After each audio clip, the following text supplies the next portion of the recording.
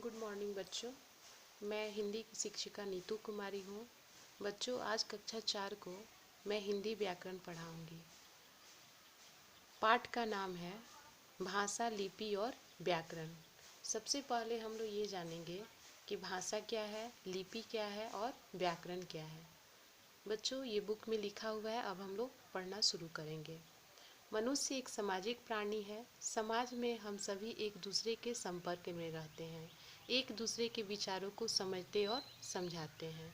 इसका मतलब यह है कि मनुष्य जो होता है वह एक सामाजिक प्राणी होता है। समाज का मतलब है हमारा जो पड़ोस है, उसको हम लोग समाज कहते हैं।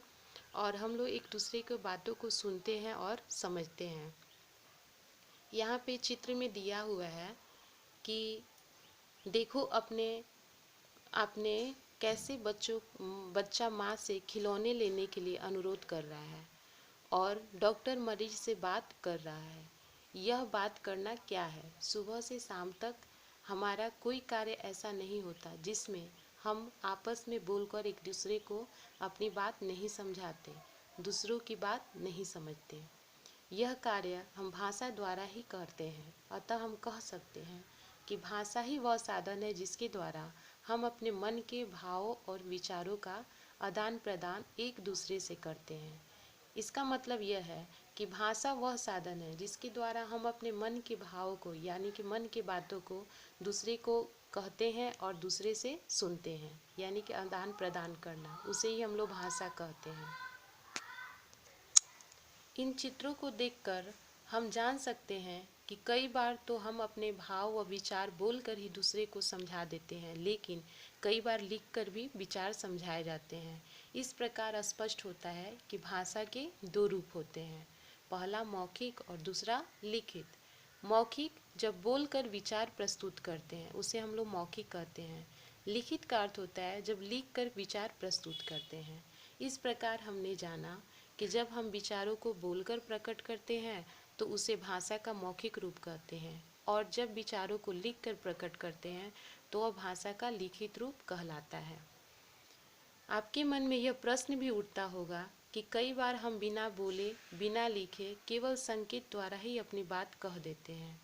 यह भाषा का सांकेतिक रूप है, लेकिन कई बार हमारा संकेत गलत भी हो जाता है, इसलिए यह रूप मान्य नहीं है। अपने आसपास के परिवेश में हम कई पशु पक्षियों को देखते हैं। वे भी अपनी बात अपनी ही आवाज़ में कहते प्रतीत होते हैं, जैसे गाय का रंभाना, कुत्ते का भौंकना, बकरी का मिमियाना, चिड़िया का चींची करना, कबूतर का गुटुरगू करना आदि। इन्हें हम केवल उन्हीं की बोली कह सकते हैं, क्योंकि हम उसे समझ नहीं सकते, इसलिए ये सब बोलियां भाषा के अंतर्गत नहीं आती। बच्चों, पशु पक्षी जो बोलते हैं, कोई जानवर बोलता है तो उनकी भाषा हमें समझ में नहीं आती। उनकी भाषा उन्हीं के जाति समझ पाते हैं। अब यहाँ लिखा है विशेष। भारत की प्रमुख भाषा हिंदी है। इसे भारतीय संविधान में 14 सितंबर 1949 को राजभाषा का स्थान दिया गया है। भारतीय संविधान के 22 भाषाओं को मान्यता प्राप्त है, जो इस प्रकार है। बच्चों, इसको आप लोग याद कीजिएगा कि भारतीय संविधान में 22 भाषाओं का मान्यता प्राप्त है। हिंदी, संस्कृत, डोगरी, मराठी, नेपाली, बोडो, कोंकणी, सिंधी, उर्दू, कश्मीरी, तमिल, तेलुगु, मलयालम, कन्नड़, असमिया, मणिपुरी, बांग्ला, पंजाबी, गुजराती, उड़िया, संथाली और मैथिली। भारत बहुत बड़ा देश है। विभिन्न स्थानों पर लोग भिन्न भिन्न भाषाएं बोलते हैं। कई भाषाएं बहुत ही छोटे क्षेत्रों में बोली जाती है और थोड़ी थोड़ी दूरी पर इनका स्वरूप बदल जाता है।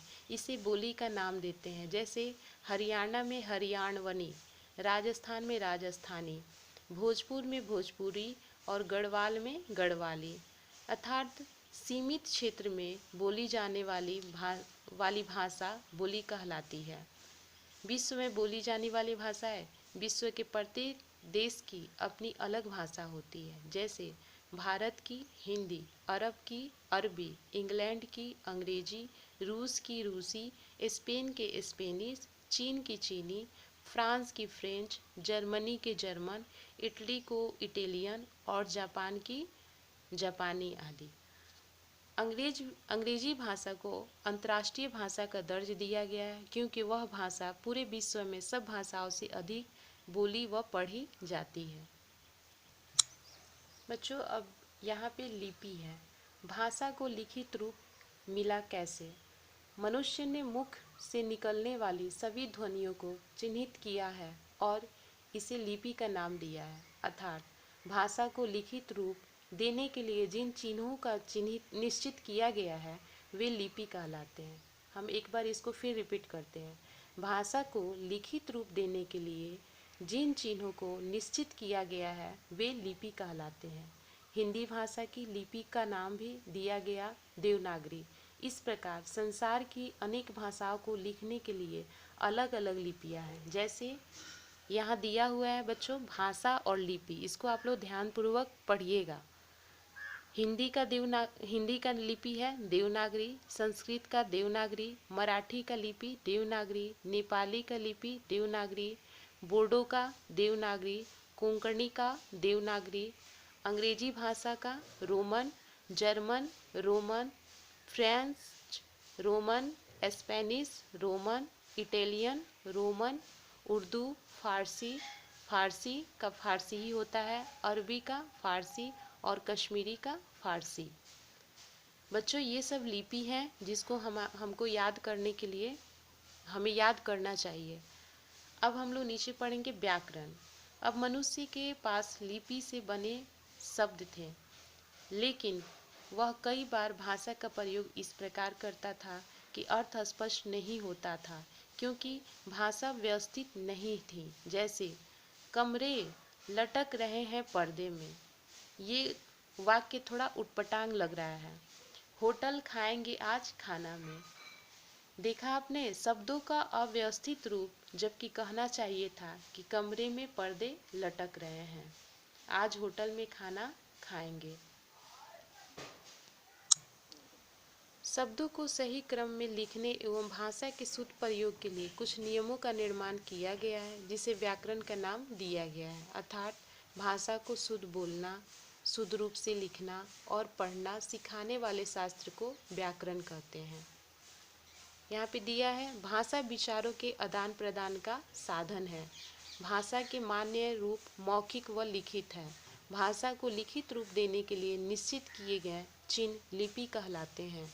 व्याकरण भाषा को शुद्धता प्रदान करता है, अर्थात शुद्ध बोलना, पढ़ना व लिखना सिखाता है।